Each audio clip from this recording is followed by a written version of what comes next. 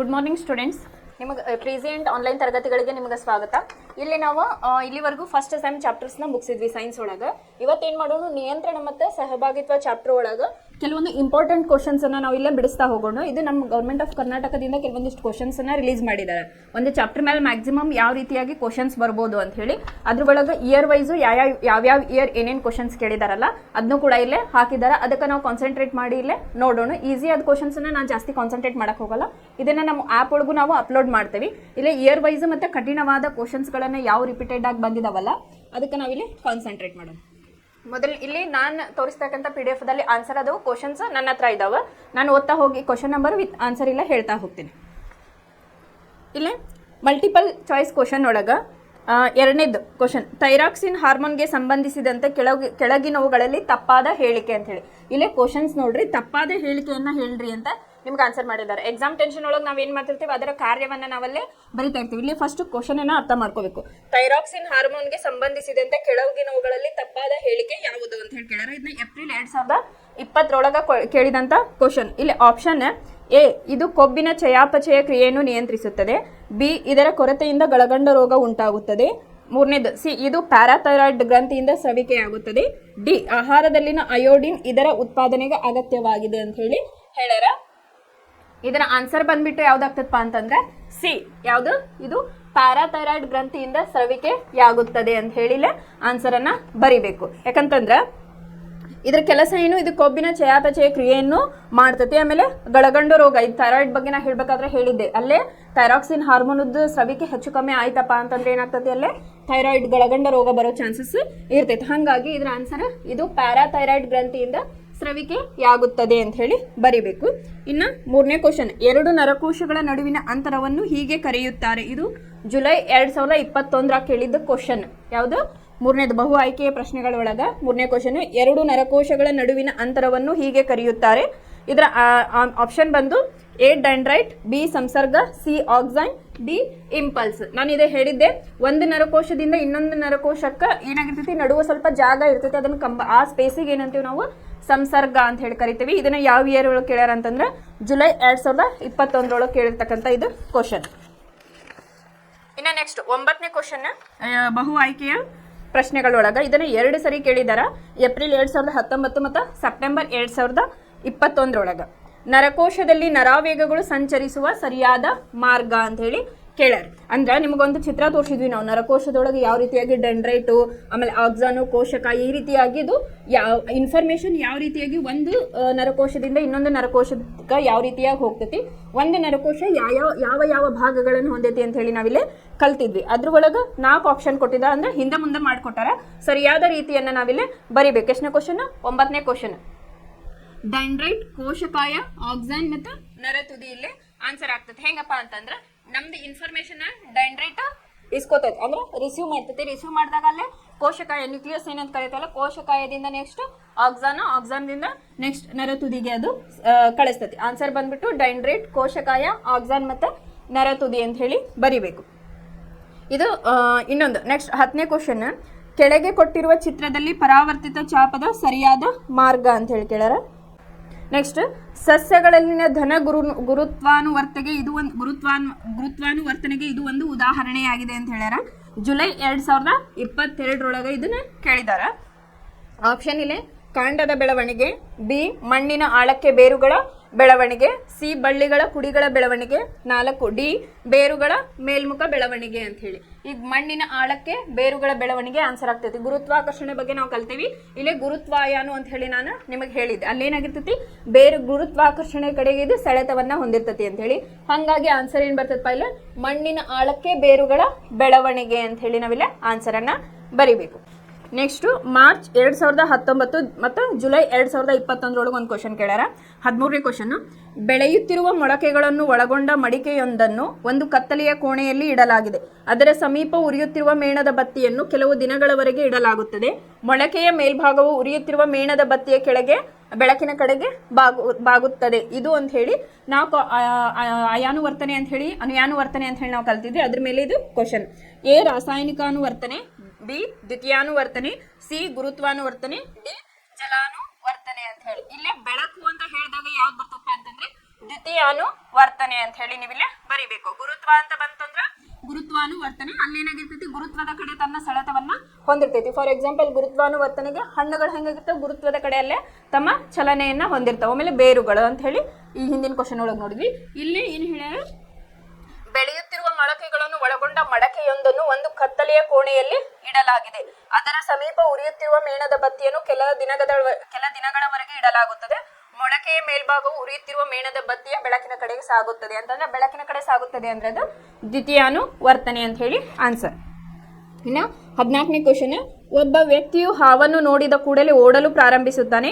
ಈ ಸಂದರ್ಭದಲ್ಲಿ ಪರಾವರ್ತಿತ ಆವೇಗವು ಸಾಗುವ ಸರಿಯಾದ ಪಥ ಅಂತ ಹೇಳಿ. ಇದ್ರ ಬಗ್ಗೆ ನಾವು ಪರಾವರ್ತಿತ ಚಾಪದ ಬಗ್ಗೆ ಕಲ್ತಿದ್ವಿ. ಅಂದ್ರೆ ತತ್ಕ್ಷಣದ ಪ್ರತಿಕ್ರಿಯೆಗೆ ತತ್ಕ್ಷಣದ ಒಂದು ರಿಯಾಕ್ಷನ್ ಅನ್ನ ಕೊಡೋದು ಅಂತ ಹೇಳಿ ನಾವು ಕಲ್ತಿದ್ವಿ. ಇದಕ್ಕೆ ಆನ್ಸರ್ ಏನ್ ಬರ್ತಪ್ಪ ಅಂತಂದ್ರೆ, ಗ್ರಾಹಕ ಜ್ಞಾನವಾಹಿ ನರಕೋಶ, ಮಿದುಳು ಬಳ್ಳಿ, ಸಂಬಂಧ ಕಲ್ಪಿಸುವ ನರಕೋಶ, ಕ್ರಿಯಾವಾಹಿ ನರಕೋಶ ಮತ್ತು ಕಾರ್ಯನಿರ್ವಾಹಕ. ಅಂತಂದ್ರ ಈಗ ನಾವು ಹಾವನ್ನ ನೋಡಿದ ತಕ್ಷಣ ಏನಾಗ್ತೈತಿ, ಗ್ರಾಹಕಗಳು ಅದನ್ನ ಕಣ್ಣು ನೋಡ್ತೈತಿ. ಅವಾಗ ಏನ್ ಮಾಡ್ತೈತಿ, ನೆಕ್ಸ್ಟ್ ಜ್ಞಾನವಾಹಿ ನರಕೋಶ, ಜ್ಞಾನೇಂದ್ರಿಯಗಳು ಅಂತ ಏನ್ ಕರಿತೀವಲ್ಲ ಅದು ಅದನ್ನ ಅಬ್ಸಾರ್ಬ್ ಮಾಡ್ಕೋತೈತಿ ಅಥವಾ ಅದನ್ನ ರಿಸೀವ್ ಮಾಡ್ಕೊಂಡು ಏನ್ ಮಾಡ್ತೈತಿ, ಮಿದುಳು ಬಳ್ಳಿಗೆ ಹೋಗ್ತೈತಿ. ಮಿದುಳು ಬಳ್ಳಿಯಿಂದ ಸಂಬಂಧ ಕಲ್ಪಿಸುವ ನರಕೋಶದಿಂದ ಕ್ರಿಯಾವಾಹಿ ನರಕೋಶ ಮತ್ತು ನೆಕ್ಸ್ಟ್ ಕಾರ್ಯನಿರ್ವಾಹಕ.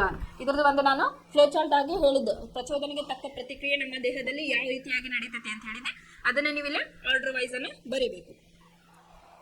ಇನ್ನು ನೆಕ್ಸ್ಟ್, ರಕ್ತದಲ್ಲಿನ ಸಕ್ಕರೆ ಮಟ್ಟ ಹೆಚ್ಚಾಗುವುದು, ಇನ್ಸುಲಿನ್ ಹಾರ್ಮೋನ್ ಕಡಿಮೆ ಸ್ರವಿಸುವಿಕೆ, ಕುತ್ತಿಗೆಯು ಊದಿಕೊಳ್ಳುವುದು ಅಂತ ಹೇಳಿ ಹೇಳ್ಯಾರ. ಇದಕ್ಕೆ ಆಪ್ಷನ್, ಇದನ್ನ 2025 ಈ ವರ್ಷ ಕೇಳಿದಂತ ಒಂದು ಕ್ವಶನ್. ಇಲ್ಲಿ ಆಪ್ಷನ್ ಎ ಥೈರಾಕ್ಸಿನ್ ಹಾರ್ಮೋನ್ ಕಡಿಮೆ ಸ್ರವಿಸುವಿಕೆ, ಇನ್ಸುಲಿನ್ ಹಾರ್ಮೋನ್ ಹೆಚ್ಚು ಸ್ರವಿಸುವಿಕೆ, ಥೈರಾಕ್ಸಿನ್ ಹಾರ್ಮೋನ್ ಹೆಚ್ಚು ಸ್ರವಿಸುವಿಕೆ ಮತ್ತು ಡಿ ಅಯೋಡಿನಿನ ಹೆಚ್ಚುವರಿ ಸೇವನೆ ಅಂತ ಹೇಳಿ. ಇಲ್ಲ 15ನೇ ಆನ್ಸರ್ ಏನ್ ಬರ್ತೈತಿ, ಆಪ್ಷನ್ ಎ ಥೈರಾಕ್ಸಿನ್ ಹಾರ್ಮೋನಿನ ಕಡಿಮೆ ಸ್ರವಿಸುವಿಕೆಯಿಂದ ಇದು ಆಗ್ತತಿ ಅಂತ ಹೇಳಿ ನೀವಿಲ್ಲ ಬರಿಬೇಕು. ನೆಕ್ಸ್ಟ್, ಇದು ಎಕ್ಸಾಮ್ 2024 ಕೇಳಿದ ಕ್ವಶನ್. ಮೇದೋಜೀರಕ ಗ್ರಂಥಿಯಿಂದ ಸ್ರವಿಸುವ ಹಾರ್ಮೋನು ಯಾವುದು ಅಂತ ಹೇಳಿ 16ನೇದು. ಇದು ಮೇದೋಜೀರಕ ಗ್ರಂಥಿಯಿಂದ ನಾವು ಇನ್ಸುಲಿನ್ ಸಿಕ್ರೆಟ್ ಆಗ್ತತಿ ಅಂತ ಹೇಳಿ ಕಲ್ತಿದ್ವಿ ಹಿಂದಿನ ಕ್ಲಾಸಸ್ ಒಳಗೆ. ಸೊ ರಕ್ತದಲ್ಲಿನ ಸಕ್ಕರೆ ಮಟ್ಟವನ್ನು ನಿಯಂತ್ರಿಸುತ್ತದೆ ಅಂತ ಹೇಳಿ ಆನ್ಸರ್ ಅನ್ನ ಬರೀಬೇಕು. ನೆಕ್ಸ್ಟ್ 24th ಕ್ವಶನ್, ಸಸ್ಯಗಳಲ್ಲಿ ಕಾಂಡದ ಮೇಲ್ಮುಖ ಬೆಳವಣಿಗೆ. ಇದನ್ನ 2025 ಕೇಳಿರ್ತಕ್ಕಂಥ ಇದು ಕ್ವಶನ್. ಎ ಋಣ ಗುರುತ್ವಾನುವರ್ತನೆ ಮತ್ತು ಧನ ಜಲಾನುವರ್ತನೆ, ಧನ ಗುರುತ್ವಾನುವರ್ತನೆ ಮತ್ತು ಋಣ ಜಲಾನುವರ್ತನೆ. ಸಿ ಋಣ ದ್ವಿತೀಯಾನುವರ್ತನೆ ಮತ್ತು ಧನ ಗುರುತ್ವಾನುವರ್ತನೆ, ಋಣ ಗುರುತ್ವಾನುವರ್ತನೆ ಮತ್ತು ಧನ ದ್ವಿತೀಯಾನುವರ್ತನೆ. 24th D option D answer, ಋಣ ಗುರುತ್ವಾನುವರ್ತನೆ ಮತ್ತು ಧನ ದ್ವಿತೀಯಾನುವರ್ತನೆ ಅಂತ ಹೇಳಿಲ್ಲ ಆನ್ಸರ್ ಆಕತಿ. ಇದು ಇದೇ ವರ್ಷ ಕೇಳಿರ್ತಕ್ಕಂಥ ಕ್ವಶನ್. ಇನ್ನು ನೆಕ್ಸ್ಟ್ 25ನೇ ಕ್ವಶನ್, ಸಸ್ಯ ಹಾರ್ಮೋನುಗಳಿಗೆ ಸಂಬಂಧಿಸಿದಂತೆ ಇವುಗಳಲ್ಲಿ ಸರಿಯಾದ ಹೇಳಿಕೆಯನ್ನು ಗುರುತಿಸಿ ಅಂತೇಳಿ 4 ಹೇಳಿಕೆಗಳನ್ನು ಕೊಟ್ಟಾರೆ. ಇದು 2020 ಕೇಳಿರ್ತಕ್ಕಂಥ ಒಂದು ಕ್ವಶನ್. ಎ ಸೈಟೋಕೈನಿನ್ ಎಲೆಗಳ ಬಾಡುವಿಕೆಯನ್ನು ಉತ್ತೇಜಿಸುತ್ತದೆ. ಆಕ್ಸಿನ್ ಕಾಂಡವು ಉದ್ದವಾಗಿ ಬೆಳೆಯುವುದನ್ನು ಪ್ರತಿನಿಧಿಸುತ್ತದೆ. ಸಿ ಅಬ್ಸಿಸಿಕ್ ಆಮ್ಲ ಸಸ್ಯಗಳ ಬೆಳವಣಿಗೆಯನ್ನು ಪ್ರತಿಬಂಧಿಸುತ್ತದೆ. ಡಿ ಜಿಬ್ಬರ್ಲಿನ್ ಎಲೆಗಳು ಉದುರುವುದನ್ನು ಇಲ್ಲಿ ಉತ್ತೇಜಿಸುತ್ತದೆ ಅಂತ ಹೇಳಿ. 25ನೇ ಕ್ವಶನ್, ಅಬ್ಸಿಸಿಕ್ ಆಮ್ಲ ಸಸ್ಯಗಳ ಬೆಳವಣಿಗೆಯನ್ನು ಪ್ರತಿಬಿಂಬಿಸುತ್ತದೆ ಅಂತ ಹೇಳಿ ಬರಿಬೇಕು. ಇದ್ರ ಬಗ್ಗೆ ನಾನು ಹೇಳಿದ್ದೆ, ಸಸ್ಯಗಳಲ್ಲಿ ಹಾರ್ಮೋನ್ಗಳ ಬಗ್ಗೆ ಹೇಳಬೇಕಾದ್ರೆ ಹೇಳಿದ್ದೆ. ಇನ್ನು 27th ಕ್ವಶನ್, ಸಸ್ಯಗಳಲ್ಲಿ ಅವುಗಳ ಬೆಳವಣಿಗೆಯನ್ನು ಆಧರಿಸಿ ಉಂಟಾಗುವ ಪ್ರತಿಕ್ರಿಯೆ ಎಂದರೆ. ಇಲ್ಲ ಆಪ್ಷನ್ 4 ಅದಾವು. ಎ ಕಾಂಡಗಳು ಬೆಳಕಿನ ಕಡೆಗೆ ಬಾಗುವುದು, ಬೇರುಗಳು ಮಣ್ಣಿನ ಆಳಕ್ಕೆ ಇಳಿಯುವುದು, ಎಲೆಗಳನ್ನು ಸ್ಪರ್ಶಿಸಿದಾಗ ಮುದುರುವುದು, ಬಳ್ಳಿಯೊಂದರ ಕುಡಿಗಳು ಮೇಲೆ ಇರುವುದು ಅಂತ ಹೇಳಿ. ಇಲ್ಲ ಆಪ್ಷನ್ ಸಿ ಯಾವುದು, ಎಲೆಗಳನ್ನು ಸ್ಪರ್ಶಿಸಿದಾಗ ಅವೇನತ್ತು ಮುದುರುವುದು ಅಂತಂದ್ರೆ ಟಚ್ ಮಿ ನಾಟ್ ಪ್ಲಾಂಟ್ ಬಗ್ಗೆ ನಾನು ಹೇಳಿದ್ದೆ, ಮುಟ್ಟಿದರ ಮುನಿ ಸಸ್ಯ ಬಗ್ಗೆ ಹೇಳಿದ್ದೆ. ಅದು ಆನ್ಸರ್ ಯಾವುದು, ಎಲೆಗಳನ್ನು ಸ್ಪರ್ಶಿಸಿದಾಗ ಮುದುರುವುದು ಅಂತ ಹೇಳಿ ಬರಿಬೇಕು. ಇನ್ನು 1 ಅಂಕದ ಪ್ರಶ್ನೆಗಳು. ಇಲ್ಲಿವರೆಗೂ ಮಲ್ಟಿಪಲ್ ಚಾಯ್ಸ್ ಕ್ವಶನ್ಸ್ ಆದ್ವು, ಈಗ 1 ಅಂಕದ ಪ್ರಶ್ನೆಗಳು. 28ನೇ ಕ್ವಶನ್, ಇಲ್ಲಿ ಸಸ್ಯಗಳು ಬೇರು ಮತ್ತು ಚಿಗುರುಗಳಲ್ಲಿ ಬೆಳವಣಿಗೆ ತರಲು ಅಗತ್ಯವಾದ ಅನುವರ್ತನೆಗಳು ಯಾವುವು ಅಂತ ಹೇಳ್ಯಾರ. ಇದು 2024 ಕೇಳಿದ್ದು ಕ್ವಶನ್. ಯಾವುದು, ಗುರುತ್ವಾನುವರ್ತನೆ ಮತ್ತು ದ್ವಿತೀಯಾನುವರ್ತನೆ ಅಂತ ಹೇಳಿ ಆನ್ಸರ್ ಬರೀಬೇಕು. ಇನ್ನು ಗುರುತ್ವಾನುವರ್ತನೆ ಎಂದರೇನು, ಇದು 2019 ಕ್ವಶನ್ ಕೇಳ್ಯಾರ. ಗುರುತ್ವಾನುವರ್ತನೆ ಅಂದ್ರೇನು? ಗುರುತ್ವದ ಸೆಳೆತಕ್ಕೆ ಪ್ರತಿಕ್ರಿಯೆಯಾಗಿ ಚಿಗುರುಗಳ ಮೇಲ್ಮುಖ ಬೆಳವಣಿಗೆ ಮತ್ತು ಬೇರುಗಳು ಕೆಳಮುಖ ಬೆಳವಣಿಗೆ. ಗುರುತ್ವದ ಒಂದು ಕಡೆಗೆ ಇದು ಆಕರ್ಷಣೆಯನ್ನ ಅಥವಾ ಚಲನೆಯನ್ನ ಹೊಂದಿರ್ತತಿ ಅಂತ ಹೇಳಿ ಬರಿಬೇಕು. ಇನ್ನು ನೆಕ್ಸ್ಟ್ ನ್ಯೂರಾನ್ ಎಂದರೇನು ಅಥವಾ ನರಕೋಶ ಎಂದರೇನು ಅಂತ ಹೇಳಿ ಇದು 2025 ಕೇಳಿದ ಕ್ವಶನ್. ನರವ್ಯೂಹದ ರಚನಾತ್ಮಕ ಮತ್ತು ಕಾರ್ಯಾತ್ಮಕ ಘಟಕವನ್ನ ನಾವೇನಂತೀವಿ? ನ್ಯೂರಾನ್ ಅಥವಾ ನರಕೋಶ ಅಂತ ಹೇಳಿ ಕರಿತೀವಿ ಅಂತ ಹೇಳಿ ಬರಿಬೇಕು. ಆಮೇಲೆ ಯಾವ ಹಾರ್ಮೋನ್ ಸಸ್ಯಗಳ ಬೆಳವಣಿಗೆಯನ್ನು ಪ್ರತಿನಿಧಿಸುತ್ತದೆ ಅಂತ ಹೇಳಿ, ಸಸ್ಯದ ಬೆಳವಣಿಗೆ ಅಂತ ಬಂದಾಗ ಯಾವುದು? ಅಬ್ಸಿಸಿಕ್ ಆಮ್ಲ ಅಂತ ಹೇಳಿ ನೀವು ಬರಿಬೇಕು. ನೆಕ್ಸ್ಟ್ ಇನ್ನೊಂದು 45ನೇ ಕ್ವಶನ್. ಮುಟ್ಟಿದ್ರೆ ಮುನಿ ಸಸ್ಯದ ಎಲೆಗಳನ್ನು ಬೆರಳಿನಿಂದ ಸ್ಪರ್ಶಿಸಿದಾಗ ಎಲೆಗಳ ಮಡಚುವಿಕೆಯು ಅನುವರ್ತನೆಯಲ್ಲ ಏಕೆ? ರೀಸನ್ ಅನ್ನ ಕೇಳಿದಾರ. ಆನ್ಸರ್ ಬಂದು ಈ ಚಲನೆಯು ಬೆಳವಣಿಗೆಯನ್ನು ಒಳಗೊಂಡಿಲ್ಲ ಮತ್ತು ನಿರ್ದೇಶಿತ ಚಲನೆ ಎಲ್ಲ ಅಂತ ಹೇಳಿ ಬರಿಬೇಕು. ಇದ್ರ ಬಗ್ಗೆ ನಾನು ಆಲ್ರೆಡಿ ನಿಮಗೆ ಹೇಳಿದ್ದೆ. ಮುಟ್ಟಿದ್ರೆ ಮುನಿ ಸಸ್ಯದೊಳಗ ಯಾವ ರೀತಿಯಾಗಿ ಆಗ್ತತಿ, ಒಂದು ಜೀವಕೋಶ ಯಾರಾದ್ರೂ ಅದನ್ನ ಟಚ್ ಮಾಡಿದಾಗ ಏನಾಗ್ತತಿ, ಅದರಲ್ಲಿ ಇರ್ತಕ್ಕಂಥ ನೀರನ್ನ ಎಲ್ಲಾ ಜೀವಕೋಶಗಳು ಏನ್ ಮಾಡ್ತಾವ? ಕಾಂಡಕ್ಕೆ ಕಳಿಸ್ತಾವ. ಕಾಂಡಕ್ಕೆ ಕಳಿಸಿದಾಗ ಏನಾಗ್ತದಪ್ಪ ಅಂತಂದ್ರೆ ಎಲೆ ಮುದುರ್ಕೊಳಕ ಸ್ಟಾರ್ಟ್ ಆಗ್ತತಿ. ಆಮೇಲೆ ಸ್ವಲ್ಪ ಹೊತ್ತಾದ್ಮೇಲೆ ತನಗೆ ಅಪಾಯ ಇಲ್ಲ ಅಥವಾ ಅದು ಯಾರು ನನಗೆ ಟಚ್ ಮಾಡಲ್ಲ ಅಂತ ಹೇಳಿ ಸರ್ಟೆನ್ ಟೈಮ್ ತಗೊಂಡು ಏನ್ ಮಾಡ್ತತಿ, ಅದು ಮತ್ತೆ ಓಪನ್ ಆಗ್ತತಿ. ಸೊ ಇಲ್ಲ ಆನ್ಸರ್ ಏನ್ ಬರಿಬೇಕು? ಈ ಚಲನೆಯು ಬೆಳವಣಿಗೆಯನ್ನು ಒಳಗೊಂಡಿಲ್ಲ ಮತ್ತು ನಿರ್ದೇಶಿತ ಚಲನೆಯಲ್ಲ ಅಂತ ಹೇಳಿ ಬರಿಬೇಕು. ಇನ್ನು ನೆಕ್ಸ್ಟ್ 2 ಅಂಕದ ಪ್ರಶ್ನೆಗಳು. ಇಲ್ಲಿ 49ನೇ ಕ್ವಶನ್. ಪ್ರಾಣಿಗಳಲ್ಲಿ ರಾಸಾಯನಿಕ ಹೊಂದಾಣಿಕೆಯು ಹೇಗೆ ನಡೆಯುತ್ತದೆ ಅಂತ ಹೇಳಿ ಕೇಳಿದ್ದಾರೆ. ಇದು ಒಂದು ಕಠಿಣವಾದ ಪ್ರಶ್ನೆ ಅಂತ ಹೇಳಿ ನಾವು ಹೇಳ್ಬೋದು. ಅಂತಂದ್ರೆ ಸ್ವಲ್ಪ ರೀತಿಯ ಕಾಂಪ್ಲಿಕೇಟೆಡ್ ಆಗಿಲ್ಲೇ ಕೇಳರ. ಪ್ರಾಣಿಗಳಲ್ಲಿ ರಾಸಾಯನಿಕ ಹೊಂದಾಣಿಕೆಯು ಹೇಗೆ ನಡೆಯುತ್ತದೆ ಅಂತ ಹೇಳಿ. ನೀವು ಪ್ರಾಣಿಗಳಲ್ಲಿ ರಾಸಾಯನಿಕ ಹೊಂದಾಣಿಕೆಯು ನಿರ್ನಾಳ ಗ್ರಂಥಿಗಳು ಸ್ರವಿಸುವ ಹಾರ್ಮೋನ್ಗಳ ಮೂಲಕ ನಡೆಯುತ್ತದೆ ಅಂತ ಹೇಳಿ ಹೇಳಿದ್ದೆ. ಹಾರ್ಮೋನ್ಸ್ಗಳ ಬಗ್ಗೆ ನಾ ಹೇಳಿದ್ದೆ. ಗ್ರಂಥಿಗಳಿಂದ ನಿರ್ನಾಳ ಗ್ರಂಥಿಯಿಂದ ಸರ್ಟೆನ್ ಹಾರ್ಮೋನ್ ರಿಲೀಸ್ ಆಗ್ತವೆ. ಫಾರ್ ಎಕ್ಸಾಂಪಲ್ ಥೈರಾಯ್ಡ್ ಇಂದ ಥೈರಾಕ್ಸಿನ್, ಅಡ್ರಿನಲ್ ಗ್ರಂಥಿಯಿಂದ ಅಡ್ರಿನಲಿನ್ ಹಾರ್ಮೋನು, ಆಮೇಲೆ ಪಿಟ್ಯುಟರಿ ಗ್ರಂಥಿಯಿಂದ ಬೆಳವಣಿಗೆಯ ಹಾರ್ಮೋನು, ಆಮೇಲೆ ಮೇದೋಜೀರಕ ಗ್ರಂಥಿ ಇನ್ಸುಲಿನ್ ಇಲ್ಲೇ ರಿಲೀಸ್ ಆಗ್ತತಿ ಅಂತ ಹೇಳಿ ನಾವು ಕಲ್ತಿದ್ವಿ. ಸೊ ಇಲ್ಲಿ ಏನ್ ಬರಿಬೇಕು ನೀವು? ಪ್ರಾಣಿಗಳಲ್ಲಿ ರಾಸಾಯನಿಕ ಹೊಂದಾಣಿಕೆಯು ನಿರ್ನಾಳ ಗ್ರಂಥಿಗಳು ಸ್ರವಿಸುವ ಹಾರ್ಮೋನ್ಗಳ ಮೂಲಕ ರಾಸಾಯನಿಕ ಹೊಂದಾಣಿಕೆ ನಡೆಯುತ್ತದೆ. ಈ ಹಾರ್ಮೋನ್ಗಳು ನೇರವಾಗಿ ರಕ್ತಕ್ಕೆ ವಿಸರಣೆ ಹೊಂದಿ ಪ್ರಚೋದನೆಗೆ ತಕ್ಕ ಪ್ರತಿಕ್ರಿಯೆ ಉಂಟು ಮಾಡಲು ಸಹಕರಿಸುತ್ತದೆ ಅಂತ ಹೇಳಿ. ಇವು ಏನ್ ಮಾಡ್ತಾವಪ್ಪ ಅಂತಂದ್ರೆ ಇವಕ್ಕೆ ಇದ್ರದ್ದೇ ಆದಂತ ನಾಳಗಳು ಇಲ್ಲ. ಇವೇನ್ ಮಾಡ್ತಾವ್? ಡೈರೆಕ್ಟ್ ನಮ್ಮ ಬ್ಲಡ್ ಒಳಗೆ ಏನ್ ಮಾಡ್ತಾವ್? ಹಾರ್ಮೋನ್ ಅನ್ನ ರಿಲೀಸ್ ಮಾಡಿ ಏನ್ ಮಾಡ್ತಾವ್? ಫಾರ್ ಎಕ್ಸಾಂಪಲ್ ಅಡ್ರಿನಲ್ ಗ್ಲ್ಯಾಂಡ್ ಬಗ್ಗೆ ನಾನು ಹೇಳಿದ್ದೆ. ನಮಗ ಸ್ಟ್ರೆಸ್ ಇದ್ದಾಗ, ಆಮೇಲೆ ಅಪಾಯಕಾರಿ ಒಂದು ಸಂದರ್ಭ ಇದ್ದಾಗ ಏನ್ ಮಾಡ್ತದ ಅದು, ಇದು ನಮಗ ಹೆಲ್ಪ್ ಅನ್ನ ಅಡ್ರಿನಲಿನ್ ಗ್ಲ್ಯಾಂಡ್ ಏನ್ ಮಾಡ್ತತಿಪ್ಪ ಅಂತಂದ್ರೆ ನಮಗ ಅಪಾಯದ ಸಂದರ್ಭಗಳಲ್ಲಿ, ಸ್ಟ್ರೆಸ್ ನಂತಹ ಸಂದರ್ಭಗಳಲ್ಲಿ ಅದು ಹಾರ್ಮೋನ್ ಅನ್ನ ರಿಲೀಸ್ ಅನ್ನ ಮಾಡ್ತತಿ ಅಂತ ಹೇಳಿ ಕಲ್ತಿದ್ವಿ. ಹಂಗಾಗಿ ಇವೇನ್ ಮಾಡ್ತಾವು? ಈ ಹಾರ್ಮೋನ್ಗಳಿಗೆ ಪ್ರತ್ಯೇಕವಾದ ಇಲ್ಲಿ ನಾಳಗಳು ಇಲ್ಲ. ಆದ್ದರಿಂದ ಇವೇನ್ ಮಾಡ್ತಾವಪ್ಪ ಅಂತಂದ್ರೆ ಡೈರೆಕ್ಟ್ ರಕ್ತಕ್ಕೆ ವಿಸರಣೆಯನ್ನ ಹೊಂದಿ ಪ್ರಚೋದನೆಗೆ ತಕ್ಕ ಪ್ರತಿಕ್ರಿಯೆಯನ್ನ ಇಲ್ಲಿ ನೀಡ್ತಾವ ಅಂತ ಹೇಳಿ ಎಕ್ಸಾಂಪಲ್ ಕೊಟ್ಟು ಹೇಳಿದ್ದೆ. ಚೇಳು ಅಥವಾ ಹಾವನ್ನ ನೋಡಿದಾಗ ಈಗ ನಮ್ಮ ಮೆದುಳಿಗೆ ಸಂದೇಶ ಹೋಗ್ಬೇಕಾದ್ರೆ ಏನಾಗ್ತತಿ, ಸರ್ಟೆನ್ ಟೈಮ್ ಹಿಡಿತೈತೆ. ಅಲ್ಲಿ ಮಟ ಏನಾಗಿರ್ತೈತಿ, ಹಾವು ನಮಗ ಕಡೆ ಹೋಗ್ಬಿಟ್ಟಿರ್ತೈತಿ. ಸೊ ಅದನ್ನ ತಪ್ಪಿಸ್ಬೇಕಂತಂದ್ರೆ ಏನ್ ಮಾಡ್ತಾವು? ಈ ಹಾರ್ಮೋನ್ಗಳು ನಮ್ಮ ದೇಹದಲ್ಲಿ ಕೆಲಸವನ್ನ ಮಾಡ್ತಾವು. ಇನ್ನು 59ನೇ ಕ್ವಶನ್. ಇಲ್ಲೇ ಈ ಕೆಳಗಿನವುಗಳಲ್ಲಿ ಸರಿಯಾದ ಅನುವರ್ತನೀಯ ಚಲನೆಯನ್ನು ತೋರಿಸುವ ಚಿತ್ರವನ್ನು ಗುರುತಿಸಿ ಮತ್ತೆ ಕಾರಣವನ್ನ ಕೊಡಿ ಅಂತ ಹೇಳಿ ಹೇಳಿದಾರ. ಈ ರೀತಿಯಾಗಿ ಒಂದು ಚಿತ್ರವನ್ನ ಕೊಟ್ಟಿದ್ರ. ಅಂದ್ರೆ ಒಂದು ಪ್ಲಾಂಟ್ ಅನ್ನ ಇಲ್ಲೇ ಏನ್ ಮಾಡಿದಾರ ಇಟ್ಟು ಡಿಫ್ರೆಂಟ್ ಕೈಂಡ್ ಆಫ್ ಅಂದ್ರೆ ವೆರೈಟಿ ಆಫ್ 3 ಚಿತ್ರಗಳನ್ನ ಇಟ್ಟು ಅದರ ಕೆಲಸವೇನು ಕಾರಣ ಕೊಡಿ ಅಂತ ಹೇಳಿ. ಅಂದ್ರೆ ಕೆಳಗಿನವುಗಳಲ್ಲಿ ಸರಿಯಾದ ಅನುವರ್ತನೀಯ ಚಲನೆಯನ್ನು ತೋರಿಸುವ ಚಿತ್ರವನ್ನು ಗುರುತಿಸಿ ಮತ್ತೆ ಅದಕ್ಕೆ ಕಾರಣವನ್ನು ತಿಳಿಸಿ ಅಂತ ಹೇಳಿ ಹೇಳಿದ್ದಾರೆ. ಇಲ್ಲ ಚಿತ್ರ ಸಿ ಅಂತ ಹೇಳಿ ನಾವು ಹೇಳ್ಬೋದು. ಚಿತ್ರ ಸಿ ನಲ್ಲಿ ಸಸ್ಯಗಳಲ್ಲಿ ಗುರುತ್ವಾನುವರ್ತನೆಯನ್ನ ತೋರಿಸುತ್ತದೆ ಅಂತ ಹೇಳಿ. ಇಲ್ಲಿ ನೋಡ್ರಿ, ಬೇರುಗಳೇನಾಗಿರ್ತಾವು ಗುರುತ್ವದ ಕಡೆ ಇಲ್ಲೇ ತೋರ್ಸಾವು. ಇದು ಚಿತ್ರವನ್ನ ನಾವು PDF ನ ನಿಮಗೆ ಹಾಕ್ತೀವಿ ಆ್ಯಪ್ ಒಳಗ, ಅಲ್ಲಿ ನೋಡಿದ್ರೆ ನಿಮಗೆ ಅರ್ಥ ಆಗ್ತೈತಿ. ಆಮೇಲೆ ಇಲ್ಲಿ ಚಿಗುರುಗಳು ಏನ್ ಮಾಡ್ಯಾವ ಈ ಕಡೆ ಮೇಲ್ಗಡೆ ತೋರ್ಸಾವ. ಹಂಗಾಗಿ ಇದು ಚಿತ್ರ ಸಿ ನಲ್ಲಿ ಸಸ್ಯಗಳಲ್ಲಿ ಗುರುತ್ವಾನುವರ್ತನೆಯನ್ನು ತೋರಿಸುತ್ತದೆ. ಏಕೆಂದರೆ ಗುರುತ್ವಾನುವರ್ತನೆಯು ಸಸ್ಯದ ಬೇರುಗಳ ಗುರುತ್ವದ ಕಡೆ ಬೆಳೆಯುವುದು ಧನಾತ್ಮಕ ಗುರುತ್ವಾನುವರ್ತನೆಯಾಗಿದೆ. ಹಾಗೆಯೇ ಕಾಂಡದ ಬೆಳವಣಿಗೆಯು ಗುರುತ್ವದ ವಿರುದ್ಧದ ಬೆಳವಣಿಗೆ ಮತ್ತು ಋಣಾತ್ಮಕ ಗುರುತ್ವಾನುವರ್ತನೆ ಅಂತ ಹೇಳಿ. ಇಲ್ಲಿ ಗುರುತ್ವಾನುವರ್ತನೆ ಅಂತ ಹೇಳಿ ನಾನು ಹೇಳಿದ್ದೆ. ಏನಂತಂದ್ರೆ ಗುರುತ್ವದ ಕಡೆ ತನ್ನ ಚಲನೆಯನ್ನ ತೋರಿಸ್ತತಿ. ಅದ್ರ ಒಳಗೆ ಧನಾತ್ಮಕ ಗುರುತ್ವಾನುವರ್ತನೆ ಮತ್ತು ಋಣಾತ್ಮಕ ಗುರುತ್ವಾನುವರ್ತನೆ ಅಂತ ಹೇಳಿ ಇದ್ರ ಬಗ್ಗೆ ನಾ ಹೇಳಿದ್ದೆ. ಧನಾತ್ಮಕ ಅಂತಂದ್ರ ಗುರುತ್ವದ ಕಡೆ ತನ್ನ ಆಕರ್ಷಣೆಯನ್ನ ಅಥವಾ ಚಲನೆಯನ್ನ ಹೊಂದಿರ್ತತಿ. ಆಮೇಲೆ ಧನಾತ್ಮಕ ಅಂದ್ರೆ ಏನು, ಗುರುತ್ವದ ವಿರುದ್ಧ ದಿಕ್ಕಿನಲ್ಲಿ ಅದು ತನ್ನ ಚಲನೆಯನ್ನ ಹೊಂದಿರ್ತತಿ ಅಂತ ಹೇಳಿ ಇಲ್ಲಿ ಬರೀಬೇಕು. ಇನ್ನು 63ನೇದ್ದು ಇದು 2025ರಲ್ಲಿ ಕೇಳಿರ್ತಕ್ಕಂಥ ಕ್ವಶನ್.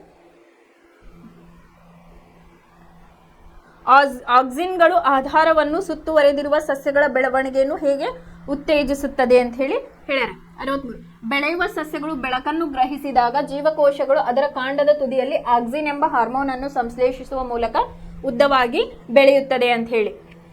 ಇಲ್ಲೇ ಬೆಳಕು ಅಂತಂದ್ರೆ ದ್ವಿತೀಯಾನುವರ್ತನೆ ಆಗತ್ತೆ ಅಂತ ಹೇಳಿ ನಾನು ಸಸ್ಯಗಳಲ್ಲಿನ ಹಾರ್ಮೋನುಗಳ ಬಗ್ಗೆ ಹೇಳುವಾಗ ಹೇಳಿದೆ. ನೆಕ್ಸ್ಟ್ ಬೆಳಕು ಸಸ್ಯದ ಒಂದು ಬದೆಯಿಂದ ನೆರಳಿನ ಬದೆಗೆ ಹರಡಿದಾಗ ಕಾಂಡದಲ್ಲಿರುವ ಜೀವಕೋಶಗಳು ಉದ್ದವಾಗಿ ಬೆಳೆಯಲು ಪ್ರಾರಂಭಿಸುತ್ತವೆ.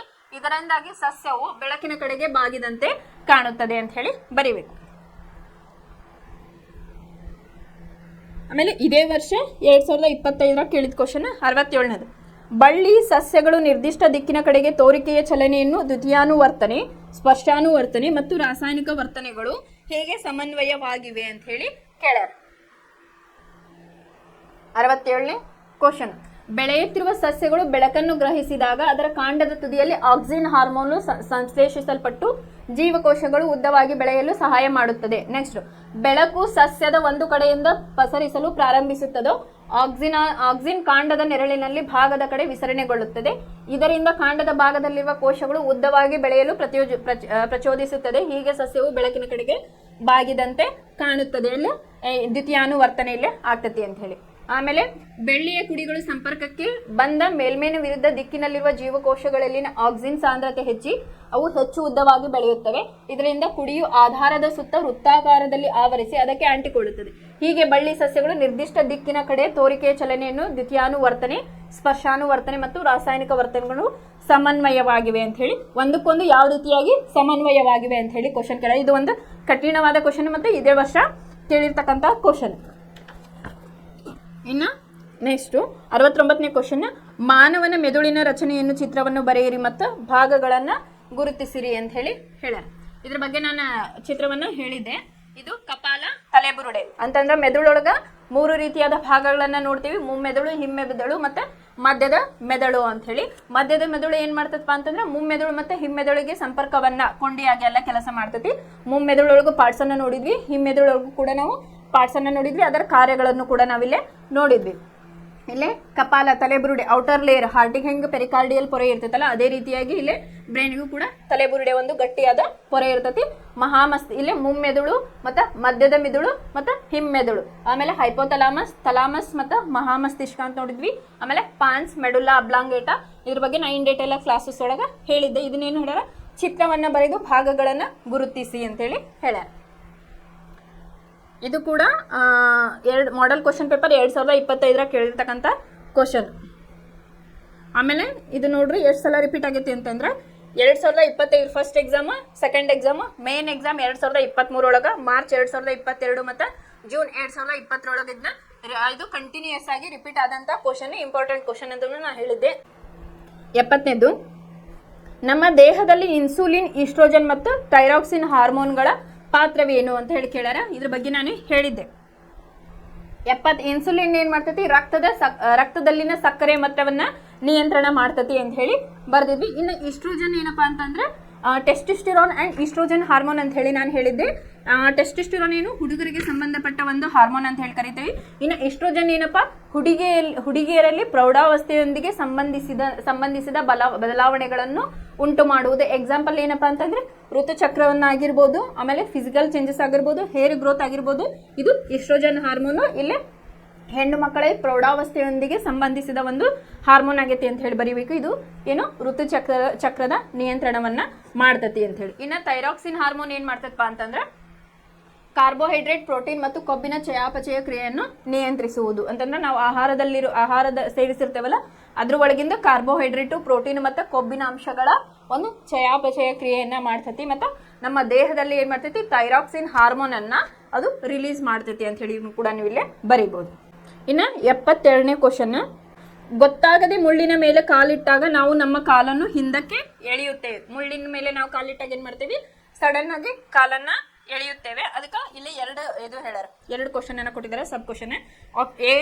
ಈ ಕ್ರಿಯೆಯಲ್ಲಿ ಸಂಭವಿಸುವ ಘಟನೆಗಳ ಅನುಕ್ರಮವನ್ನು ಪತ್ತೆ ಹಚ್ಚಿ. ಬಿ ಮಾನವನ ನರಮಂಡಲದ ಯಾವ ಭಾಗವು ಈ ಕ್ರಿಯೆಯನ್ನ ನಿಯಂತ್ರಿಸುತ್ತದೆ ಅಂತ ಹೇಳಿ 2019ರಾಗ ಇದನ್ನು ಕೇಳ್ಯಾರ. ಕಠಿಣವಾದ ಕ್ವಶನ್ ಅಂತ ಅಂದ್ರೆ ಕಾಂಪ್ಲಿಕೇಟೆಡ್ ಕ್ವಶನ್ ಅಂತ. ಇಂಡೈರೆಕ್ಟ್ ಆಗಿ ನಿಮ್ಗೆ ಕ್ವಶನ್ ಅನ್ನ ಕೇಳಿದಾರೆ, ಡೈರೆಕ್ಟ್ ಆಗಿ ಕೇಳೋ ಬದಲಿ.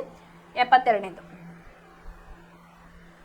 ಇಲ್ಲೇ ಫಸ್ಟ್ ಏನಾಗ್ತತಿ, ಗ್ರಾಹಕಗಳು ನೋವಿನ ಪ್ರಚೋದನೆಯನ್ನ ಸ್ವೀಕರಿಸುತ್ತವೆ ಅಂತಂದ್ರ, ಈಗ ಒಂದ್ ಕಡೆ ಗಾಯ ಆಯ್ತಂದ್ರ ಕೈಯೊಳಗ ಅಥವಾ ಕಾಲೊಳಗ ಅದ್ರ ಸುತ್ತಲೂ ಏನಾಗಿರ್ತಾವ, ನರಕೋಶಗಳು ಇರ್ತಾವ. ಅವು ಏನ್ ಮಾಡ್ತಾವು, ಸಂದೇಶವನ್ನ ಗ್ರಾಹಕಗಳ ಮೂಲಕ ಸಂದೇಶವನ್ನ ರಿಸೀವ್ ಮಾಡಿ ಏನ್ ಮಾಡ್ತಾವ, ನೋವಿಗೆ ಪ್ರಚೋದನೆಯನ್ನ ಸ್ವೀಕರಿಸ್ತಾವ. ಮೆಸೇಜ್ ಅನ್ನ ಇಲ್ಲಿ ರಿಸೀವ್ ಮಾಡ್ತಾವ ಅಂತೇಳಿ.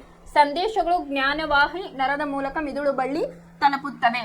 ಇಲ್ಲಿ ಮಿದುಳು ಬಳ್ಳಿ ಬಗ್ಗೆ ಹೇಳಿದ್ದೆ. ಮೆದುಳು ಏನ್ ಮಾಡ್ತೈತಿ, ತನ್ನ ಕೆಲಸವನ್ನ ಮಾಡಾಕ ಸರ್ಟನ್ ಟೈಮ್ ತಗೋತೈತಿ. ಆ ಟೈಮ್ನಾಗ ಏನ್ ಮಾಡ್ತೈತಿ, ಮಿದುಳು ಬಳ್ಳಿ ತನ್ನ ಕೆಲಸವನ್ನ ಮಾಡ್ತೈತಿ. ಇದ್ರದ್ದು ಒಂದಿಷ್ಟು ಅನುಕೂಲಗಳನ್ನ ನಾ ಹೇಳಿದ್ದೆ. ಯಾವ್ದಂತಂದ್ರೆ ಇದು ಮಿದುಳಿನ ಕಾರ್ಯವನ್ನ ಸ್ವಲ್ಪ ಮಟ್ಟಿಗೆ ನಿಯಂತ್ರಣವನ್ನ ಅಂದ್ರೆ ಅದಕ್ಕೆ ಒಂದ್ ಸ್ವಲ್ಪ ಸ್ಟ್ರೆಸ್ ಅನ್ನ ಕಡಿಮೆ ಮಾಡ್ತತಿ ಅಂತ ಹೇಳಿದ್ದೆ. ಏನ ಪ್ರತಿಕ್ರಿಯೆಗಳು ಕ್ರಿಯಾವಾಹಿ ನರಕ್ಕೆ ಸಂಬಂಧ ಕಲ್ಪಿಸುವ ನರದ ಮೂಲಕ ತಲುಪುತ್ತದೆ ಅಂತ ಹೇಳಿ. ಇದನ್ನ ಮಿದುಳು ಬಳ್ಳಿ ಬಗ್ಗೆ ಹೇಳಬೇಕಾದ್ರೆ ನಾನು ಹೇಳಿದ್ದೆ, ಸಂಬಂಧ ಕಲ್ಪಿಸುವ ನರ ಯಾವ ರೀತಿಯ ಜ್ಞಾನವಾಹಿ ಮತ್ತು ಕ್ರಿಯಾವಾಹಿ ನರಕೋಶಗಳಿಗೆ ಸಂಬಂಧವನ್ನ ಏರ್ಪಡಿಸ್ತತಿ ಅಂತ ಹೇಳಿ. ಪ್ರತಿಕ್ರಿಯೆಗಳು ಕ್ರಿಯಾವಾಹಿ ನರದ ಮೂಲಕ ಕಾರ್ಯನಿರ್ವಾಹಕವನ್ನು ತಲುಪುತ್ತದೆ. ಸ್ನಾಯುಗಳು ಕಾಲನ್ನು ಹಿಂದಕ್ಕೆ ಎಳೆದುಕೊಳ್ಳುತ್ತವೆ. ಅಂತಂದ್ರ ನಾವು ಜಸ್ಟ್ ಒಂದು ಮುಳ್ಳನ್ನ ತುಳಿದಾಗ ಈ ರೀತಿಯಾದ 5 ಸಂದೇಶಗಳು ನಮ್ಮ ದೇಹದಲ್ಲಿ ಫ್ರಾಕ್ಷನ್ ಆಫ್ ಸೆಕೆಂಡ್ಸ್ ಒಳಗೆ ಏನ್ ಮಾಡ್ತೀವಿ, ಮುಳ್ಳು ಚುಚ್ಚಿದ ತಕ್ಷಣ ನಾವು ಹಂಗನಿಲ್ಲಲ್ಲ, ಏನ್ ಮಾಡ್ತೀವಿ, ಅದಕ್ಕೆ ರಿಯಾಕ್ಷನ್ ಅನ್ನ ಇಮಿಡಿಯೇಟ್ ರಿಯಾಕ್ಷನ್ ಅನ್ನ ನಾವಲ್ಲೇ ಕೊಡ್ತೇವೆ. ಅವಾಗ ಏನಾಗ್ತೈತಿ, ಈ 5 ಅಂಶಗಳಲ್ಲೇ ನಡೀತಾವು ಅಂತ ಹೇಳಿ ಬರೀಬೇಕು. ಇಲ್ಲಿ 75ನೇ ಕ್ವಶನ್. ಪರಾವರ್ತಿತ ಚಾಪ ಎಂದರೇನು? ಪ್ರಕಾಶಮಾನವಾದ ಬೆಳಕು ನಮ್ಮ ಕಣ್ಣುಗಳ ಮೇಲೆ ಕೇಂದ್ರೀಕೃತವಾದಾಗ ಈ ರಚನೆಯಲ್ಲಿ ಸಂಭವಿಸುವ ಘಟನೆಗಳನ್ನು ಅನುಕ್ರಮವಾಗಿ ಬರೆಯಿರಿ. ಇದು ಇದ ವರ್ಷ ಬಂದಿರತಕ್ಕಂಥ ಕ್ವಶನ್ 2025ರೊಳಗೆ 75. ಇಲ್ಲೇನು ಬರೀಬೇಕು, ಪರಾವರ್ತಿತ ಚಾಪ ಅಂದ್ರೆ ಏನಿಲ್ಲ, ಪರಾವರ್ತಿತ ಪ್ರತಿಕ್ರಿಯೆಯಲ್ಲಿ ನರಾವೇಗಗಳ ಹರಿವಿನ ಮಾರ್ಗ ಅಂತ ಹೇಳಿ ನಾವು ಕರಿತೀವಿ. ಇನ್ನು ನೆಕ್ಸ್ಟ್, ಕಣ್ಣಿನಲ್ಲಿರುವ ಗ್ರಾಹಕಗಳು ಪ್ರಕಾಶಮಾನವಾದ ಬೆಳಕಿನ ಪ್ರಚೋದನೆಯನ್ನು ಪಡೆಯುತ್ತವೆ. First answer. ನೆಕ್ಸ್ಟ್, ಸಂದೇಶಗಳು ಸಂವೇದನಾ ನರಕೋಶದ ಮೂಲಕ ಮಿದುಳು ಬಳ್ಳಿಯನ್ನ ತಲುಪುತ್ತವೆ. ನೆಕ್ಸ್ಟ್, ಪ್ರತಿಕ್ರಿಯೆಗಳು ಕ್ರಿಯಾವಾಹಿ ನರಕ್ಕೆ ಸಂಬಂಧ ಕಲ್ಪಿಸುವ ನರಕೋಶ ಮೂಲಕ ತಲುಪುತ್ತದೆ. ಪ್ರತಿಕ್ರಿಯೆಗಳು ಕ್ರಿಯಾವಾಹಿ ನರಕೋಶದ ಮೂಲಕ ಕಾರ್ಯನಿರ್ವಾಹಕವನ್ನು ತಲುಪುತ್ತವೆ. ಸ್ನಾಯುಗಳು ಕಣ್ಣಿನ ರೆಪ್ಪೆಯನ್ನು ಮುಚ್ಚುತ್ತವೆ ಅಂತ ಹೇಳರು. ಅಂತಂದ್ರೆ ಅತಿಯಾದ ಬೆಳಕು ಬಿದ್ದಾಗ ನಾವು ಏನ್ ಮಾಡ್ತೇವೆ, ಕಣ್ಣನ್ನು ಮುಚ್ತೇವೆ. ಅದನ್ನೇ ಎಲ್ಲ ಯಾವ ರೀತಿಯಾಗಿ ಕ್ರಿಯೆ ಆಗ್ತತಿ ಅಂತ ಹೇಳ್ಯಾರ. ಪರಾವರ್ತಿತ ಚಾಪ ಎಂದರೇನು? ಪ್ರಕಾಶಮಾನವಾದ ಬೆಳಕು ನಮ್ಮ ಕಣ್ಣುಗಳ ಮೇಲೆ ಕೇಂದ್ರೀಕೃತವಾದಾಗ ಈ ರಚನೆಯಲ್ಲಿ ಸಂಭವಿಸುವ ಘಟನೆಗಳನ್ನು ಯಾವ ರೀತಿಯಾಗಿ ಅಲ್ಲಿ ನಾವು ರಿಯಾಕ್ಷನ್ ಅನ್ನ ಕೊಡ್ತೇವೆ. ಈಗ ಅತಿಯಾದ ಬೆಳಕು, ಸೂರ್ಯನ ಬೆಳಕು ಬಿದ್ದಾಗ ಏನ್ ಮಾಡ್ತೇವೆ, ನಾವು ಕಣ್ಣನ್ನ ಮುದುಡಿಸ್ತೇವೆ. ಅದನ್ನೇ ಇಲ್ಲಿ ಏನಾಗ್ತದಪ್ಪ ಅಂತಂದ್ರೆ ಇಲ್ಲಿ ಗ್ರಾಹಕ ನರಕೋಶಗಳ ಬಗ್ಗೆ ಓದಿದ್ವಿ. ಕ್ರಿಯಾವಾಹಿ ನರಕೋಶ ಮತ್ತು ಸಂಬಂಧ ಕಲ್ಪಿಸುವ ನರಕೋಶಗಳು ಯಾವ ರೀತಿಯಾಗಿ ಹಂತ ಹಂತವಾಗಿ ಕೆಲಸವನ್ನ ಮಾಡ್ತಾವೆ ಅಂತ ಹೇಳಿದ್ದಾರೆ. ಕೊನೆಗೆ ಏನೋ ರಿಯಾಕ್ಷನ್ ಕೊಡ್ತೇವೆ ನಾವು, ಸ್ನಾಯುಗಳು ಕಣ್ಣಿನ ರೆಪ್ಪೆಯನ್ನು ಮುಚ್ಚುತ್ತವೆ ಅಂತ ಹೇಳಿ. ಇಲ್ಲಿ 76ನೇ ಕ್ವಶನ್. ಬೆಳಕಿನ ಕಡೆಗೆ ಕಾಂಡದ ಚಲನೆಯು ಮುಟ್ಟಿದರೆ ಮುನಿ ಸಸ್ಯವನ್ನು ಮುಟ್ಟಿದಾಗ ಉಂಟಾಗುವ ಎಲೆಗಳ ಚಲನೆಗಿಂತ ಹೇಗೆ ವಿಭಿನ್ನವಾಗಿದೆ ಅಂತ ಹೇಳಿ ಇಲ್ಲಿ 2 ಕಾಲಮ್ ಅನ್ನ ಮಾಡ್ಕೊಳ್ರಿ. ಮುಟ್ಟಿದರೆ ಮುನಿ ಸಸ್ಯದ ಬೆಳವಣಿಗೆ ಚಲನೆ ಮತ್ತು ಬೆಳಕಿನ ಕಡೆಗೆ ಕಾಂಡದ ಚಲನೆ ಅಂತ ಹೇಳಿ ನೀವು ಡಿಫ್ರೆನ್ಶಿಯೇಟ್ ಮಾಡ್ಕೋಬೇಕು. ಇಲ್ಲಿ ಫಸ್ಟ್ ಏನಾಗ್ತತಿ, ಇಲ್ಲಿ ಪ್ರಚೋದನೆಯ ದಿಕ್ಕನ್ನು ಅವಲಂಬಿಸಿರುವುದಿಲ್ಲ. ಇಲ್ಲೇನಾಗಿರ್ತತಿ, ಮುಟ್ಟಿದರೆ ಮುನಿ ಸಸ್ಯಗಳೊಳಗ ಪ್ರಚೋದನೆಯ ದಿಕ್ಕನ್ನು ಇದು ಅವಲಂಬಿಸಿರುವುದಿಲ್ಲ. ಈ ಕಡೆ ಇದು ಪ್ರಚೋದನೆಯ ದಿಕ್ಕನ್ನು ಅವಲಂಬಿಸಿರುತ್ತದೆ. ಇನ್ನು ಇದು ಸ್ಪರ್ಶಾನುವರ್ತನೆ, ಇದು ದ್ವಿತೀಯಾನುವರ್ತನೆ. ಸ್ಪರ್ಶಾನುವರ್ತನೆ ಅಂತಂದ್ರೆ ಏನು, ಟಚ್ ಮಾಡಿದಾಗ ನೀವು ಏನಾಗ್ತತಿ, ಅಲ್ಲಿ ಮುಟ್ಟಿದ್ರೆ ಮುನಿ ಏನಾಗ್ತತಿ, ಮುದುಡ್ಕೋತತಿ. ಇಲ್ಲಿ ಏನಾಗ್ತತಿ, ಬೆಳಕಿನ ಕಡೆಗೆ ಕಾಂಡದ ಚಲನೆ ಅಂತಂದ್ರೆ ಇಲ್ಲಿ ದ್ವಿತೀಯಾನುವರ್ತನೆ ಆಗ್ತತಿ ಅಂತ ಹೇಳಿ ಬರೀಬೇಕು. ಇನ್ನು 3ನೇದು, ಇಲ್ಲಿ ಸ್ಪರ್ಶ ಪ್ರಚೋದನೆಯಾಗಿದೆ, ಇಲ್ಲಿ ಬೆಳಕು ಪ್ರಚೋದನೆಯಾಗಿದೆ. ಇಲ್ಲಿ 3 ಡಿಫ್ರೆನ್ಸ್. ಸ್ಪರ್ಶ ಪ್ರಚೋದನೆ ಅಂತಂದ್ರೆ ಟಚ್ ಮಿ ನಾಟ್ ಟು, ಅದು ಮುಟ್ಟಿದಾಗ ಏನಾಗ್ತತಿ, ಮುನಿಸ್ಕೋತತಿ ಅಂತ ಹೇಳಿ. ಇಲ್ಲಿ ಬೆಳಕಿನ ಕಡೆಗೆ ತನ್ನ ಪ್ರಚೋದನೆಯನ್ನ ಮಾಡ್ತತಿ ಅಂತ. 4ನೇದು, ಜೀವಕೋಶಗಳು ತಮ್ಮೊಳಗಿನ ನೀರಿನ ಪ್ರಮಾಣವನ್ನು ಬದಲಾಯಿಸಿ ತಮ್ಮ ಆಕಾರವನ್ನು ಬದಲಿಸುತ್ತದೆ. ಏನ್ ಮಾಡ್ತೈತಿ, ಒಂದು ಜೀವಕೋಶ ನಾವ್ ಯಾರಾದ್ರೂ ಹೋಗಿ ಟಚ್ ಮಾಡಿದಾಗ ತನ್ನ ಒಂದೇ ಜೀವಕೋಶ ಏನ್ ಮಾಡ್ತೈತಿ, ಅದು ಮುಟ್ಟಿದ ಬಿಂದುವಿನ ಜೀವಕೋಶ ತನ್ನಲ್ಲಿ ಇರ್ತಕ್ಕಂಥ ನೀರನ್ನ ಏನ್ ಮಾಡ್ತೈತಿ, ಕಾಂಡದ ಕಡೆ ಅದು ಕಳಿಸ್ತತಿ. ಅವಾಗ ಏನಾಗ್ತತಿ, ಪ್ರತಿಯೊಂದು ಜೀವಕೋಶಗಳು ಏನ್ ಮಾಡ್ತಾವ, ಕಾಂಡದ ಕಡೆ ತನ್ನ ನೀರನ್ನ ಚಲಿಸಿದಾಗ ಅದು ಮುದುಡ್ಕೋತತಿ ಅಂತ ಹೇಳಿ. ಇದು ಆಕ್ಸಿನ್ ಹಾರ್ಮೋನ್ ಉತ್ಪಾದನೆಯ ಪ್ರಮಾಣದ ಬದಲಾವಣೆಯಿಂದ ಉಂಟಾಗುತ್ತದೆ. ಬೆಳವಣಿಗೆಯ ಹಾರ್ಮೋನ್ ಅಥವಾ ಆಕ್ಸಿನ್ ಏನ್ ಮಾಡ್ತತಿ, ಇಲ್ಲಿ ಆಕ್ಸಿನ್ ಹಾರ್ಮೋನ್ ಉತ್ಪಾದನೆಯ ಪ್ರಮಾಣದ ಬದಲಾವಣೆಯಿಂದ ಇದು ಉಂಟಾಗ್ತತಿ ಅಂತ ಹೇಳಿ ಬರೀಬೇಕು. ಈ ಚಲನೆಯು ಬೆಳವಣಿಗೆಯನ್ನು ಒಳಗೊಂಡಿಲ್ಲ. ಇಲ್ಲೇನಾಗ್ತತಿ, ಬೆಳವಣಿಗೆಯನ್ನು ಹೊಂದಿಲ್ಲ. ಈ ಚಲನೆಯನ್ನು ಇಲ್ಲಿ ದ್ವಿತೀಯಾನುವರ್ತನೆ ಐತಂದ್ರೆ ಇದು ಬೆಳಕಿನ ಕಡೆಗೆ ತನ್ನ ಬೆಳವಣಿಗೆಯನ್ನ ಹೊಂದಿರ್ತತಿ ಅಂತ ಹೇಳಿ. ಇನ್ನು 6ನೇದು ವೇಗವಾಗಿ ಸಂಭವಿಸುತ್ತದೆ, ನಿಧಾನವಾಗಿ ಸಂಭವಿಸುತ್ತದೆ. ಇಲ್ಲಿ ವೇಗವಾಗಿ ಅಂತಂದ್ರೆ ಮುಟ್ಟಿದ ಕೂಡಲೇ ತನ್ನ ಪ್ರಚೋದನೆಗೆ ತಕ್ಕ ಪ್ರತಿಕ್ರಿಯೆ ಇರ್ತೈತಿ. ಇಲ್ಲಿ ಬೆಳವಣಿಗೆ ಏನಾಗಿರ್ತೈತಿ, ಹಂತ ಹಂತವಾಗಿ ನಡೆಯುತ್ತಿರ್ತೈತಿ ಅಂತ ಹೇಳಿ ಬರೀಬೇಕು.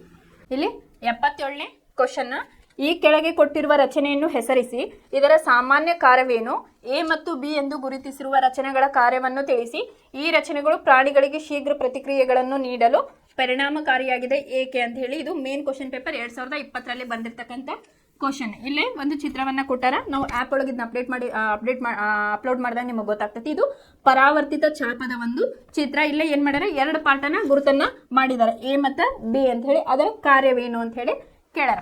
ಇದು ಆನ್ಸರ್. ಇದು ಪರಾವರ್ತಿತ ಛಾಪವನ್ನು ತೋರುವ ಒಂದು ರಚನೆಯಾಗಿದೆ. ಇದು ಪ್ರಚೋದನೆಗೆ ತಕ್ಷಣದ ಪ್ರತಿಕ್ರಿಯೆಯನ್ನ ತೋರುತ್ತದೆ ಅಂತ ಹೇಳಿ. ಪರಾವರ್ತಿತ ಛಾಪದ ಬಗ್ಗೆ ನಾ ಹೇಳಿದೆ ಅಂತಂದ್ರೇನು, ಒಂದು ಪ್ರಚೋದನೆಗೆ ಏನ್ ಮಾಡ್ತೇವೆ, ತತ್ಕ್ಷಣದ ಪ್ರತಿಕ್ರಿಯೆ ಅಥವಾ ಹಠಾತ್ ಪ್ರತಿಕ್ರಿಯೆಯನ್ನ ನೀಡೋದು ಅಂತ ಹೇಳಿ ಬರೀಬೇಕು. ಇನ್ನು ಎ ಭಾಗ ಯಾವ್ದಪ್ಪ ಅಂತಂದ್ರೆ ಜ್ಞಾನವಾಹಿ ನರಕೋಶ ಅಂತೇಳಿ ಬರಿಬೇಕು. ಆಮೇಲೆ ಇದ್ರ ಕೆಲಸ ಏನು, ಇದು ಸಂದೇಶಗಳನ್ನು ಗ್ರಾಹಕಗಳಿಂದ ಸ್ವೀಕರಿಸಿ ಮಿದುಳು ಬಳ್ಳಿಗೆ ಸಾಗಿಸುತ್ತದೆ ಅಂತ ಹೇಳಿ ಬರಿಬೇಕು. ಇನ್ನು ಭಾಗ ಬಿ ಕಾರ್ಯನಿರ್ವಾಹಕ ಘಟಕ ಅಂತ ಹೇಳಿ. ಆಮೇಲೆ ಇದ್ರದ್ದೇನು, ಇದು ಪ್ರಚೋದನೆಗೆ ಸೂಕ್ತ ಪ್ರತಿಕ್ರಿಯೆಯನ್ನು ತೋರಿಸುತ್ತದೆ ಅಂತ ಹೇಳಿ. ಇದ್ರ ಬಗ್ಗೆ ನಾನು ಹೇಳಿದ್ದೆ, 3 ರೀತಿಯ ನರಕೋಶಗಳು ಇರ್ತಾವು, ಕ್ರಿಯಾವಾಹಿ, ಜ್ಞಾನವಾಹಿ, ಮತ್ತೆ ಇನ್ನೊಂದು ಯಾವ್ದಪ್ಪ ಅಂತಂದ್ರೆ ಸಂಬಂಧ ಕಲ್ಪಿಸುವ ನರಕೋಶಗಳು. ಇದು ಡೈರೆಕ್ಟ್ ಕ್ವಶನ್ ಅನ್ನ ಕೇಳಿದಾರೆ ನಿಮಗೆ, ಯಾವುದೇ ರೀತಿಯಾದ ಕಾಂಪ್ಲಿಕೇಶನ್ಸ್ ಇಲ್ಲ. ಇನ್ನು 78ನೇ ಕ್ವಶನ್ ಜೂನ್ 2023 ಕೇಳಿದ್ದು, ಸ್ವಲ್ಪ ಕಾಂಪ್ಲಿಕೇಟೆಡ್ ಆದಂತ ಇದು ಕ್ವಶನ್. ಬಳ್ಳಿ ಸಸ್ಯವೊಂದು ಬೆಳೆದಂತೆ ನಿರ್ದಿಷ್ಟ ದಿಕ್ಕಿನ ಕಡೆಗೆ ಅದು ಚಲಿಸುತ್ತಿರುವಂತೆ ಕಾಣುತ್ತದೆ, ಹೇಗೆ? ಅದರೊಳಗ ಬಿ ಪ್ರಾಣಿಗಳಲ್ಲಿ ರಾಸಾಯನಿಕ ಸಂವಹನದ ಅಗತ್ಯವನ್ನು ವಿವರಿಸಿ ಅಂತ ಹೇಳಿ ಹೇಳ್ಯಾರ. ಇಲ್ಲೇ ಏನು ಕಂಡೀಷನ್ ಇಲ್ಲ, ಬಳ್ಳಿ ಸಸ್ಯವೊಂದು ಬೆಳೆದಂತೆ ನಿರ್ದಿಷ್ಟ ದಿಕ್ಕಿನ ಕಡೆಗೆ ಅದು ಚಲಿಸುವಂತೆ ಕಾಣುತ್ತದೆ, ಹೇಗೆ ಅಂತೇಳಿ. ಇಲ್ಲೇ ಒಂದು ಸ್ಪರ್ಶಕ್ಕೆ ಅಂದ್ರೆ ಸ್ಪರ್ಶಾನುವರ್ತನೆ.